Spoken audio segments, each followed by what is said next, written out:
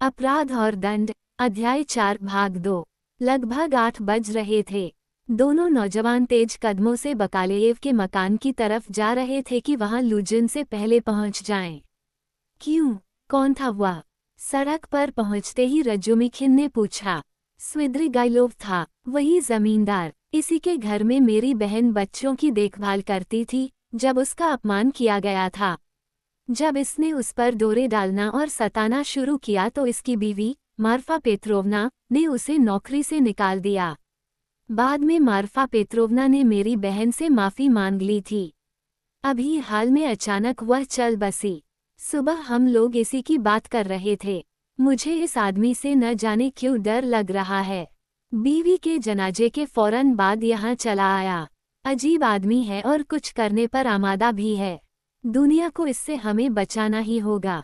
मैं तुम्हें यही बात बताना चाहता था।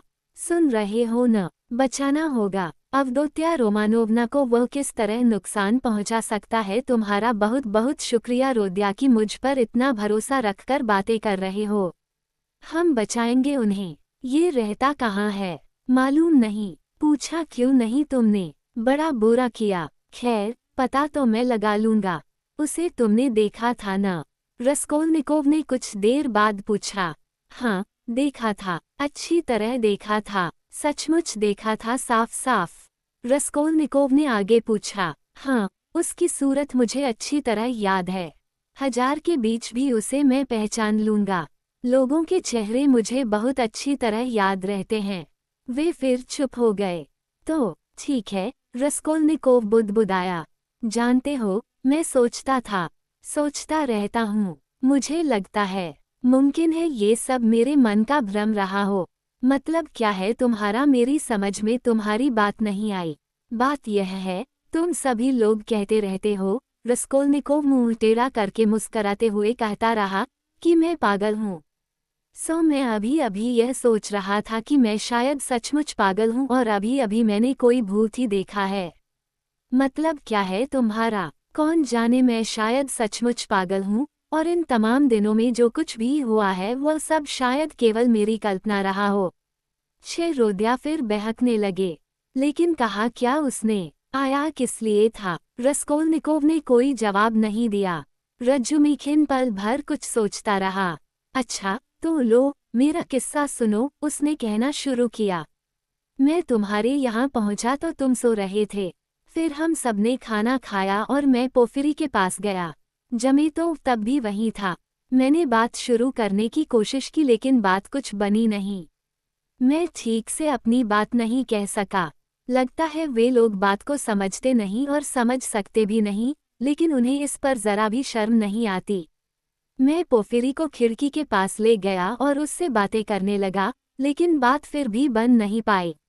वह दूसरी तरफ देखने लगा, सो मैंने भी मुंह फेर लिया। आखिर मैंने उसके मनहूस चेहरे की तरफ घूंसा उठाया और रिश्तेदारी के लहजे में उससे कहा कि मैं उसकी नाक तोड़ दूंगा। उसने मेरी तरफ महज देखा और मैं गालियां देकर चला आया। बस कितनी ही हिमाकत की बात थी। जमेतोव से मैं एक शब्द भी नहीं बोला। मुझे लगा मैंने सब कुछ गड़बड़ कर दिया है, लेकिन सीढ़ियां उतरते वक्त मेरे दिमाग में एक बहुत अच्छी बात आई। ये कि हम परेशान क्यों हों। अगर तुम्हें कोई खतरा होता या ऐसी कोई और बात होती तो बात दूसरी थी, लेकिन तुम्हें फिक्र करने की जरूरत ही क्या? उनकी तो तुम रत्ती भर भी परवाह न करो। बाद में हम ही उन पर जी भर कर हंसेंगे। मैं अगर तुम्हारी जगह होता तो उन्हें और भी गहरे चक्कर में उलझाता।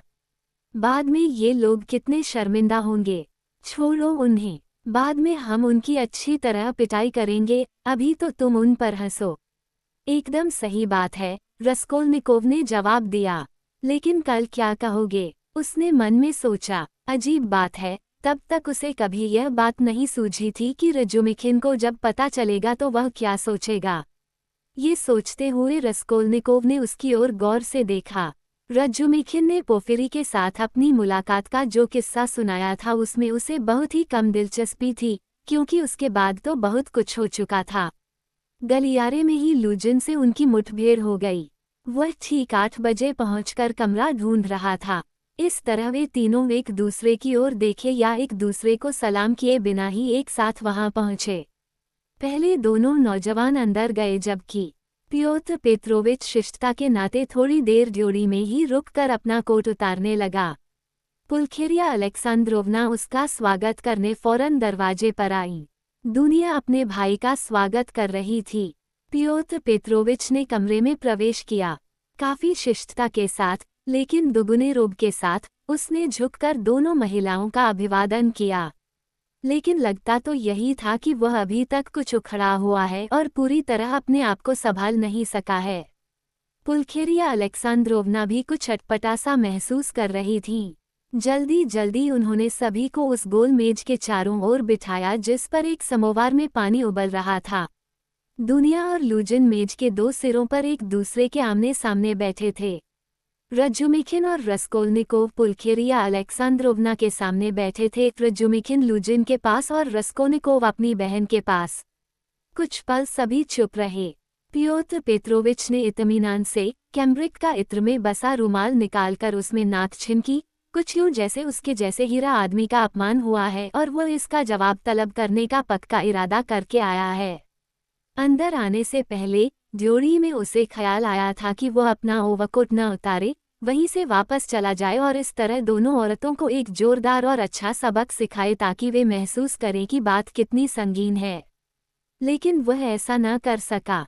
इसके अलावा मामले को लटकाए रखना भी उसे बर्दाश्त नहीं था और इसलिए जवाब तलब करना चाहता था।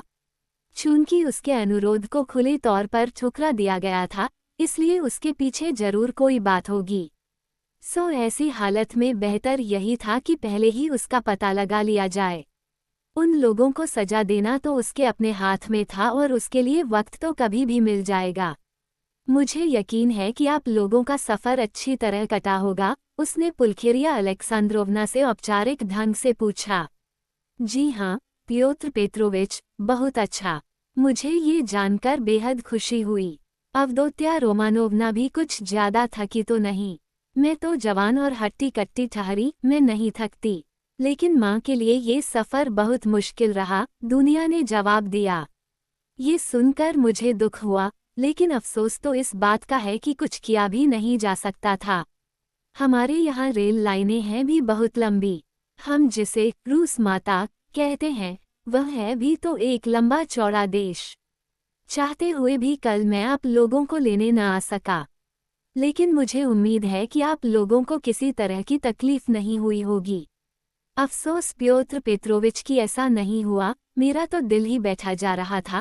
पुलखेरिया अलेक्सांद्रोवना ने जल्दी से कुछ अजीब लहजे में कहा, अगर दमित्री प्रोकोफिच को हमारे पास न भेजा होता तो भगवान जानता है हम कहीं के भी न रहते।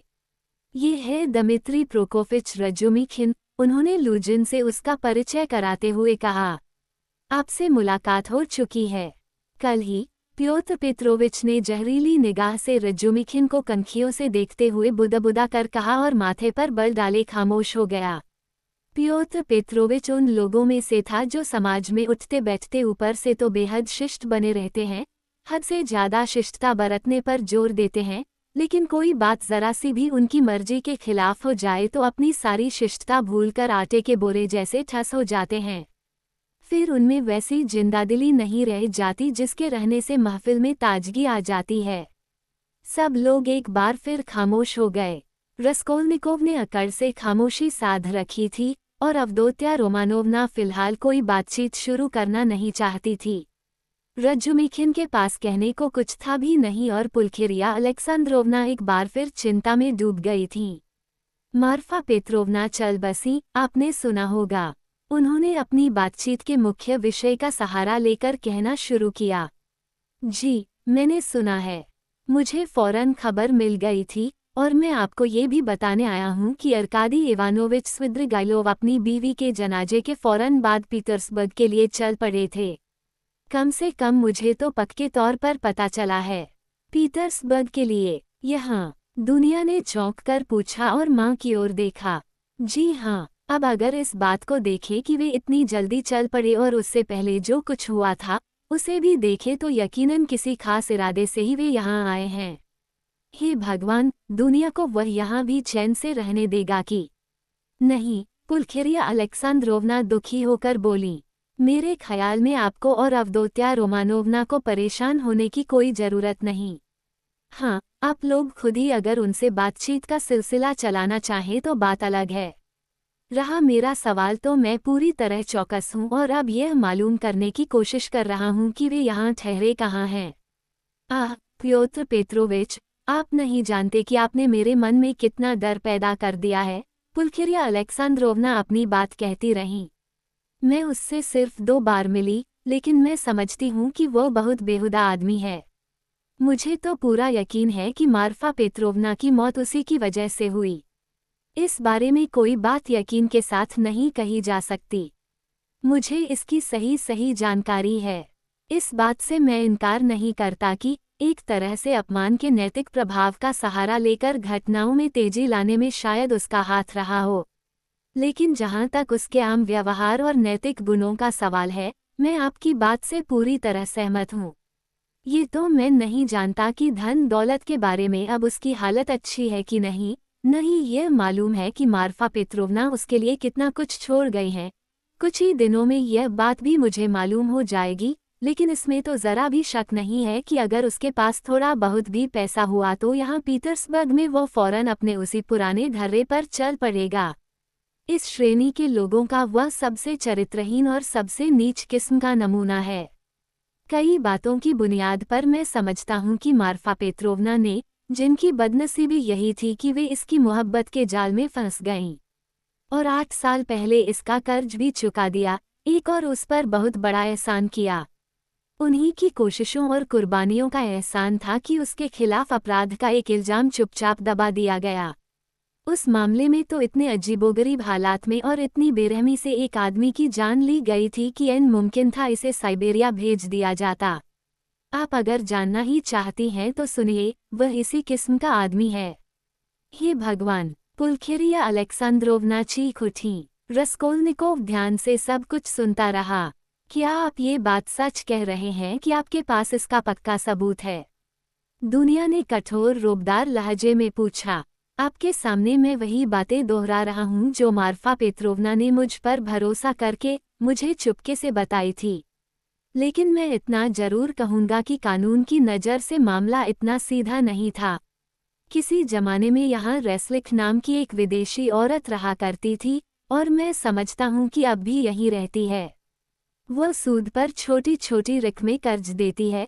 उसके तरह तरह के और न जाने कितने धंधे हैं और उस औरत के साथ एक अरसे से स्विद्रिगाइलोव का बहुत गहरा और रहस्यमय संबंध रहा है।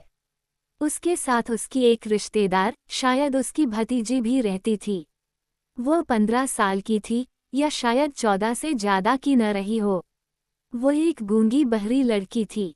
रेस्लिक इस लड़की से नफरत करती थी, उसे रोटी के एक एक टुकड़े के लिए तरसाती थी, उसे बेरहमी से पीटती भी थी।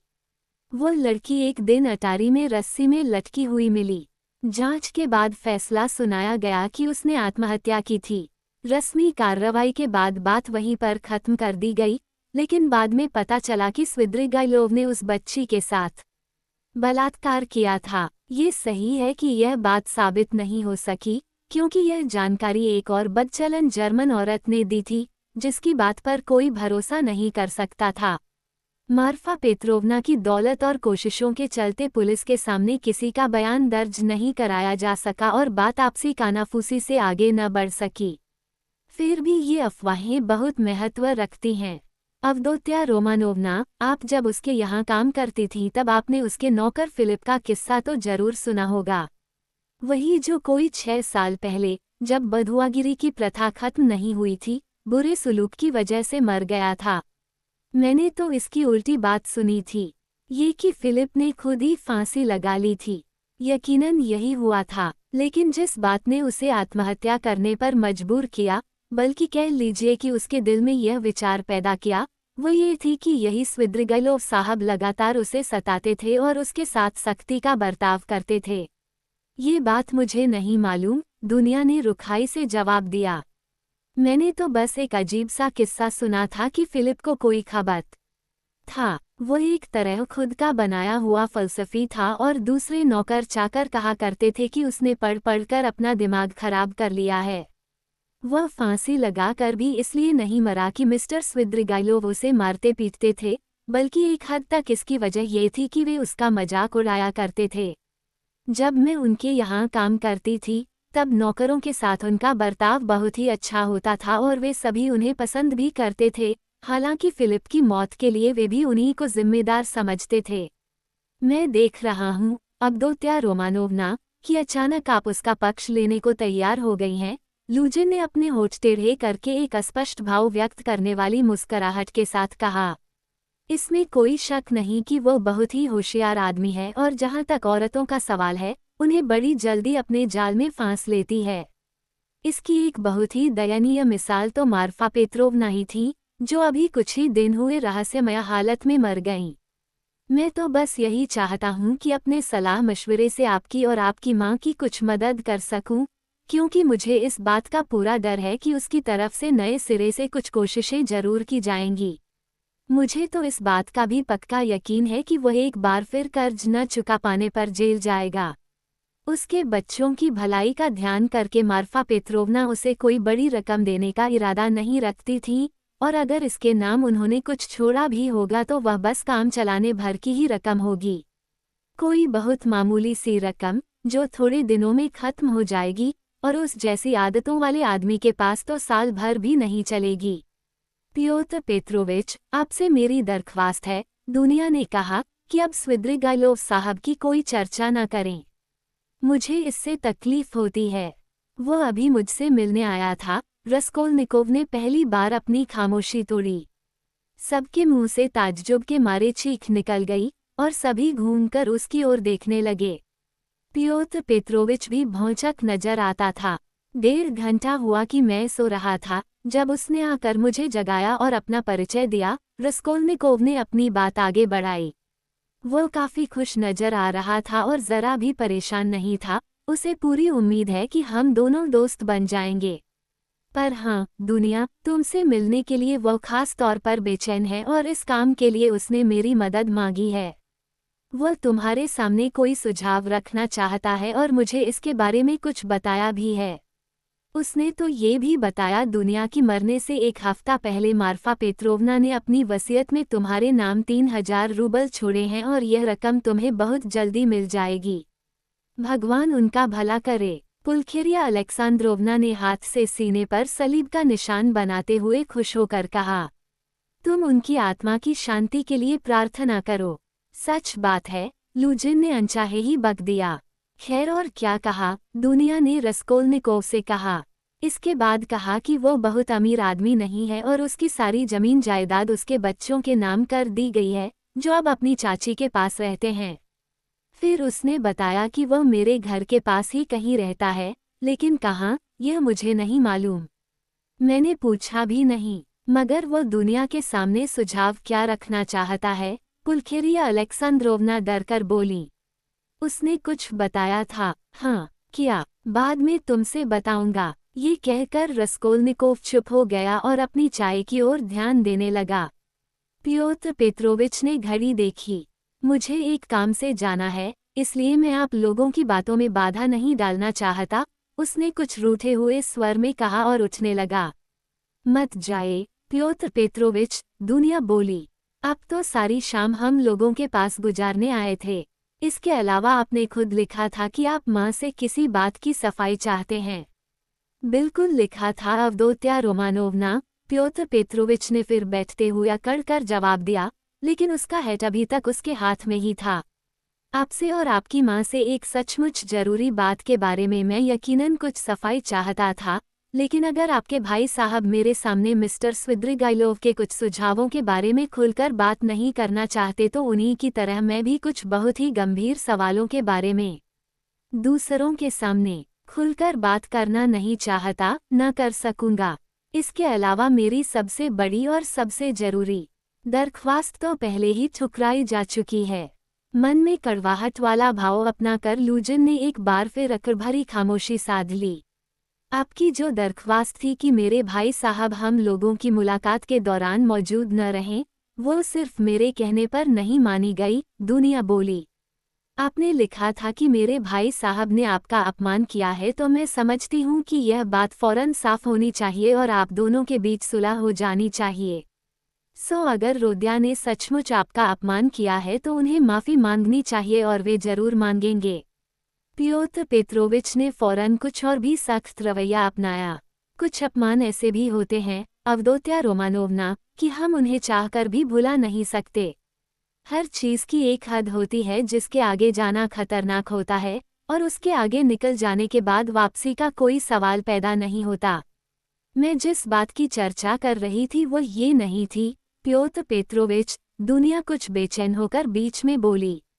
बराया मेहरबानी आप इस बात को समझने की कोशिश कीजिए कि हमारा पूरा भविष्य अब इसी बात पर निर्भर है कि जल्द से जल्द सुलह सफाई करके इस सारे मामले को निपटा लिया जाता है कि नहीं। मैं आपसे शुरू में ही साफ कह दूं कि इस बात को मैं किसी और तरह से नहीं देख सकती। अगर आपको मेरा ज़रा सा भी ख्याल है तो इस सारे मामले को आज ही निपटाया जाना चाहिए, चाहे उसमें कितनी ही मुश्किल का सामना हो।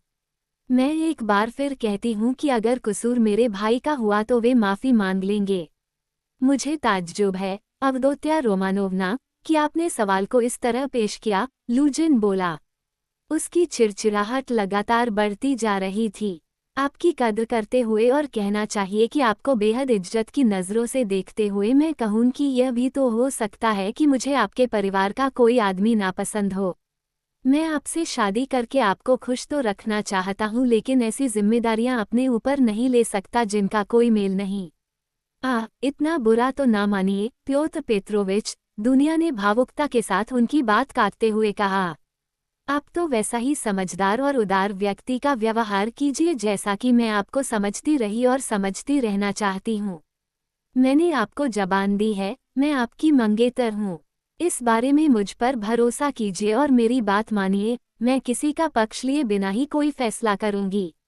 इस तरह इंसाफ का काम अपने सर लेने पर शायद मेरे भाई को भी उतना ही ताज्जुब है जितना आपको है।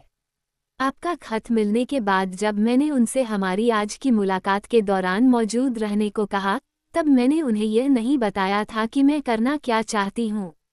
ये समझ लीजिए कि अगर आप दोनों के बीच कोई समझौता न हुआ तो मुझे आप दो में से एक को चुनना होगा, या तो आपको या उनको। आपके सिलसिले में बात यही है और उनके सिलसिले में भी। मैं अपनी पसंद में कोई गलती नहीं करना चाहती और मुझे करनी भी नहीं चाहिए। आपकी खातिर मुझे अपने भाई से नाता तोड़ना पड़ेगा और भाई की खातिर आपसे तोड़ना पड़ेगा। इस वक्त मैं पक्के यकीन के साथ जानना चाहती हूँ कि वे मेरे भाई हैं भी या नहीं। इसी तरह मैं आपके सिलसिले में भी जानना चाहूँगी कि क्या आप मुझे प्यार करते हैं, क्या मेरी इज्जत करते हैं और क्या आप मेरे लिए सही शौहर हैं भी कि नहीं। अवदोत्या रोमानोवना, लूजिन ने झुंझलाकर कहा, जो कुछ कहा आपने वह मेरे लिए बेहद मानी रखता है, और आपके सिलसिले में मेरी जो हैसियत है उसे देखें तो आपकी बातें अपमानजनक भी हैं। ये बात तो जाने दीजिए कि आपने अजीब और अपमानजनक ढंग से मुझे और एक बदतमीज नौजवान को एक बराबर ला खड़ा किया है, पर आपने ये भी तो माना है कि हो सकता है आपने मुझसे जो जबान दी है उससे आप पीछे हट जाएं। आपका कहना है, आप या वह, और आपने इस तरह साबित कर दिया है कि आपकी नज़रों में मेरी कितनी कम हैसियत है। हम दोनों के बीच जो रिश्ता है, जो करार है, उसे देखते हुए मैं कभी इसे बर्दाश्त नहीं कर सकता। क्या? दुनिया भड़क कर बोली, आपके हित को मैंने उन तमाम चीज़ों के बराबर रखा है जो मेरी जिंदगी में अब तक सबसे अनमोल रही हैं, जिनसे मेरी पूरी जिंदगी बनी है, और आप बुरा माने जा रहे हैं कि मैंने आपको बहुत कम हैसियत दी है। रस्कोल्निकोव व्यंग्य से मुस्कुराया और एक शब्द भी न बोला। रजुमिखिन भी अपनी जगह कसमसाया, लेकिन प्योत्र पेत्रोविच ने इसको स्वीकार नहीं किया। उल्टे हर शब्द पर वह और भी अकड़ता गया और उसकी चिड़चिड़ाहट बढ़ती गई, गोया उसे इसमें मजा आने लगा हो। आपके दिल में अपने होने वाले जीवन साथी, अपने शौहर के लिए अपने भाई से ज्यादा प्यार होना चाहिए, उसने उपदेश के लहजे में जवाब दिया, और बहरहाल मैं उसके बराबर रखे जाने को तैयार नहीं हूँ। मैंने तो काफ़ी जोर देकर कहा था कि आपके भाई के सामने मैं खुलकर बातें नहीं करूँगा, लेकिन आपकी सम्मानित माताश्री से अब मैं एक महत्वपूर्ण बात के बारे में सफाई जरूर चाहता हूँ, जिसका मेरी इज्जत से गहरा संबंध है। आपके बेटे ने, वो पुल्खेरिया अलेक्सांद्रोवना की ओर घूमा कर श्री राजसूदकिन के सामने किया।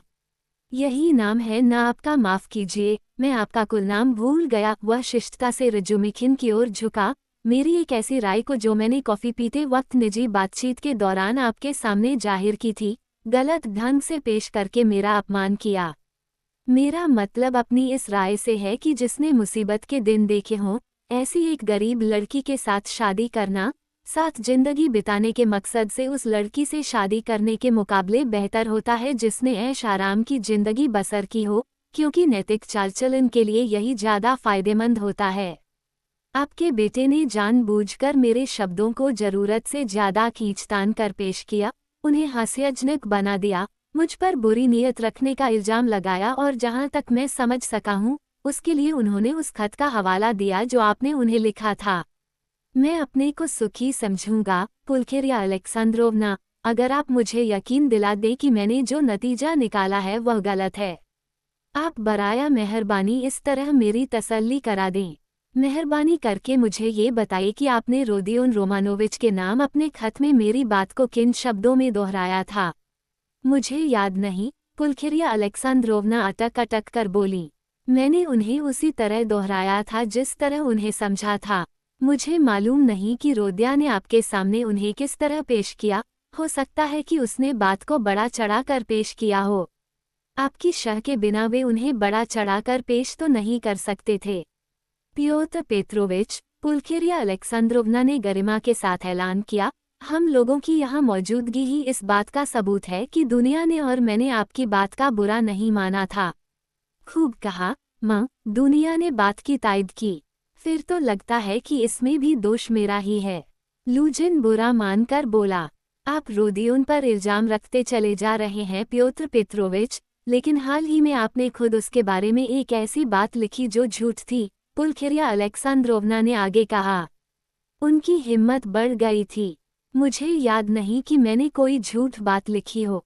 आपने लिखा था, रस्कोल्निकोव ने लूजिन की ओर घूमे बिना तीखे स्वर में कहा, कि कल मैंने वह रकम गाड़ी से कुचलकर मरे उस आदमी की विधवा को नहीं दी, जो कि सच बात थी, बल्कि उसकी बेटी को, जिसे मैंने कल से पहले कभी देखा भी नहीं था, दी थी।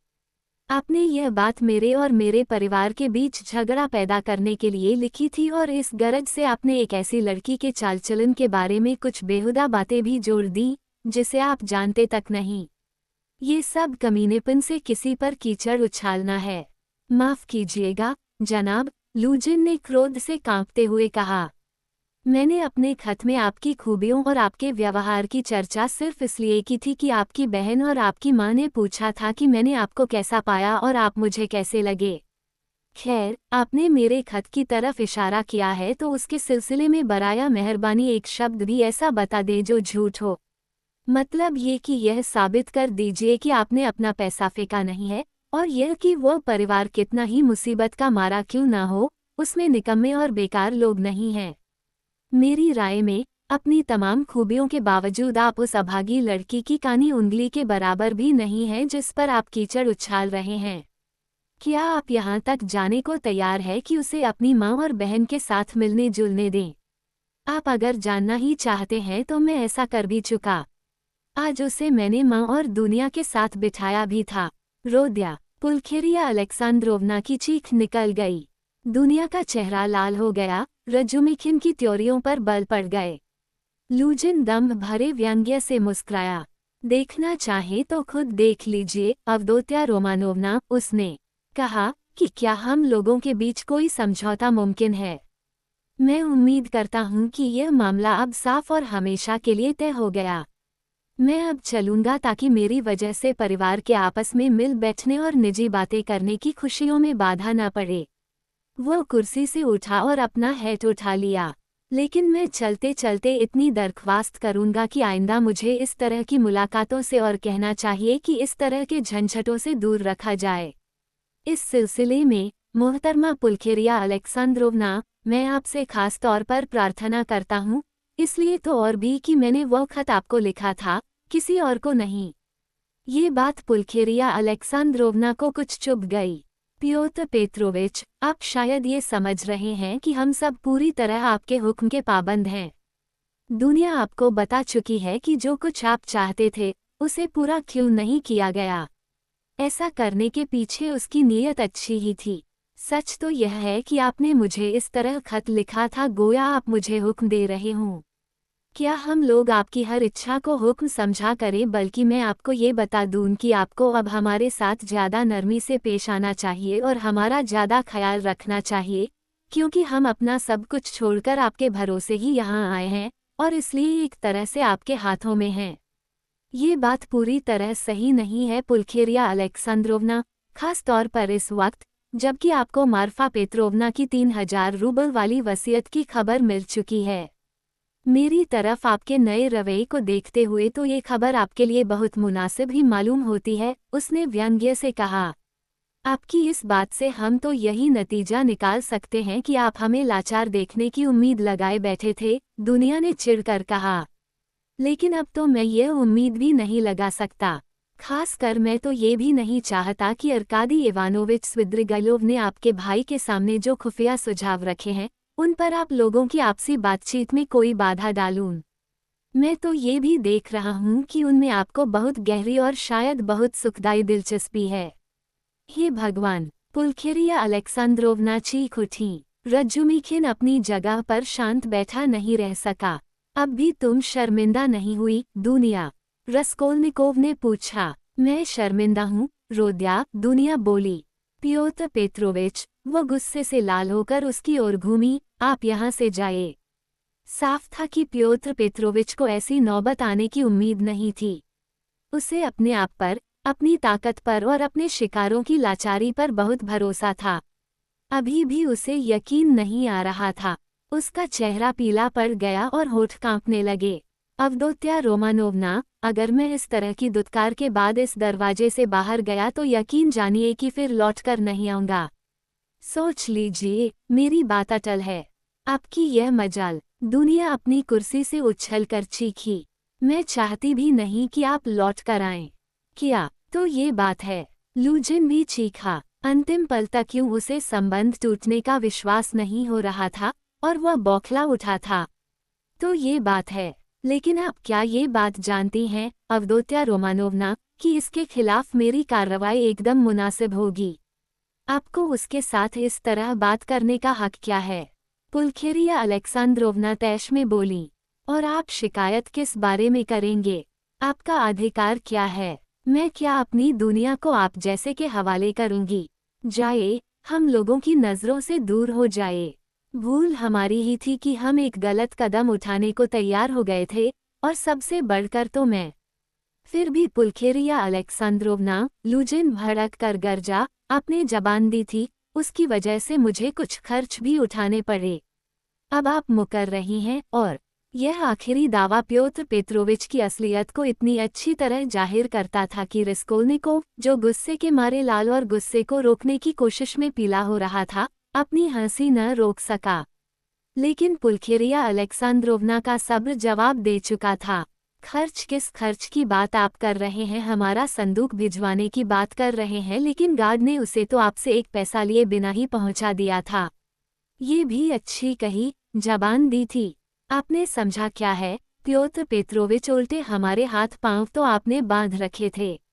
रहने दो माँ, अब और नहीं, अवदोत्या रोमानोवना ने विनती की। प्योत्र पेट्रोविच, मेहरबानी करके यहाँ से जाए। जा रहा हूँ, लेकिन एक आखिरी बात, उसने जामे से बाहर होकर कहा। आपकी माँ ये बात शायद एकदम भूल गई कि मैंने आपको, एक तरह से, उस वक्त अपनाने का फैसला किया था, जब आपकी बदनामी सारे इलाके में फैली हुई थी। आपकी खातिर लोगों की राय को अनदेखा न करके और आपकी इज्जतदारी साबित करके यह उम्मीद मैं जरूर रखता था कि बदले में आप लोग मेरे साथ भी वैसा ही सलूक करेंगी, और यह भी कि आप मेरा एहसान मानेंगी। लेकिन मेरी आंखें खुल चुकी हैं। मैं खुद देख रहा हूँ कि लोगों की राय की परवाह न करके मैंने अंधों की तरह ही व्यवहार किया था। क्या ये शख्स समझता है कि ऐसी गुस्ताखी के बाद भी बच निकलेगा? रजुमिखिन चिल्लाकर उससे हिसाब चुकाने के लिए उछला। आप कमीने और हरामी आदमी हैं। दुनिया बोली। खबरदार, जो और कुछ कहा। खबरदार, जो एक इशारा भी किया। रस्कोल्निकोव रजुमिखिन को रोकते हुए चीखा। फिर वह लूजिन के पास जाकर शांत और स्पष्ट स्वर में बोला, बराया मेहरबानी बाहर चले जाइए। अब अगर एक लफ्ज भी आपने निकाला तो। पियोत्र पेत्रोविच कुछ पल तक उसे घूरता रहा। चेहरा पीला पड़ गया था और गुस्से के मारे फड़क रहा था। फिर वह मुड़ा और बाहर निकल गया। उसके दिल में उस वक्त रस्कोल्निकोव के खिलाफ जितनी नफरत और बदला लेने की जिस कदर गहरी भावना थी, उतनी शायद ही कभी किसी ने महसूस की होगी। वो हर बात के लिए उसको, और सिर्फ उसको, गुनाहगार समझ रहा था। मजे की बात यह है कि सीढ़ियां उतरते वक्त भी वो यही सोच रहा था कि शायद उसकी मुराद अब भी पूरी हो सके, और यह कि जहां तक उन दो महिलाओं का सवाल था, मुमकिन था कि सारा सिलसिला अब भी एकदम आसानी से संभल जाए।